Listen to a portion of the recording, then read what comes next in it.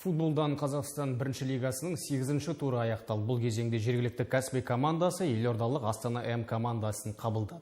90 минутқа созылған тартысты ойында 5 гол соғылып, Каспий өз алаңында кезекті 3 ұпайды еншіледі. Тақырыпты әріптесім Нұрлан Қуанышбай толықтырады. Алғашқы 45 минут қос команданың белсенділігімен басталды. Қауіпті шабуылдар жүргізіп, қақпаға соққы бағыттады. Нәтижесінде есепті елордалықтар ашты. Алғашқы голдан кейін ойын қыза түсті. Каспийлықтар есепті теңестіруге тырысты. Қарсыласты өз айып алаңына қысып, жергілікті команданың мессиі саналатын Бекзат Қабылан есепті теңестірді. Алайда алғашқы тайымның бітуіне санаулы минут қалғанда Каспийдің қорғаушысы дөрекі ойнап, қарсыласқа пенальти сыйлады.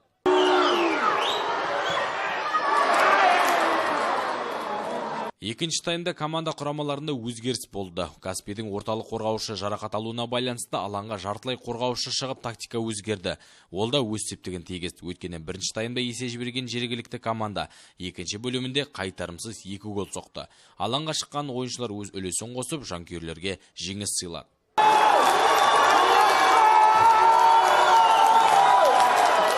Қорытынды есеп 3-2. Каспий өз алаңында кезекті 3 ұпайды еншілеп, кестенің екінші орнына жайғасты.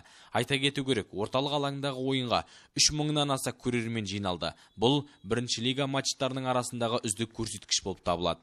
Бұрынғы ойындарында көріп жүрмін ғой. Жақсы, бүгін сәл-сәл енді басында кішкене жігіттер шаршаңқы ойыны көрсетті де, екінші тайм жақсы ойнады. Сенімді ақтады, сау болсын, ризамын. Очень понравилось. Наша команда сегодня просто была на высоте. Игра была очень интересная, горячая. Море впечатлений. Молодцы, мы их поздравляем. Так держать. Әсем ойнады біздің жігіттер. Бірінші таймда ұтылып атырып, екінші таймға күш жинап, жанкүйерлердің көмегімен біздің команда алға шықты. Жеңіске құттықтаймыз Каспийді. 8-ші турдың қорытындысы бойынша Каспий 17 ұпаймен екінші орынға көтерілді. Келесі ойын Атырауда өтеді. Нұрлан Қуанышбай, Дүзелбай Нұрбай, Каспий ақпарат.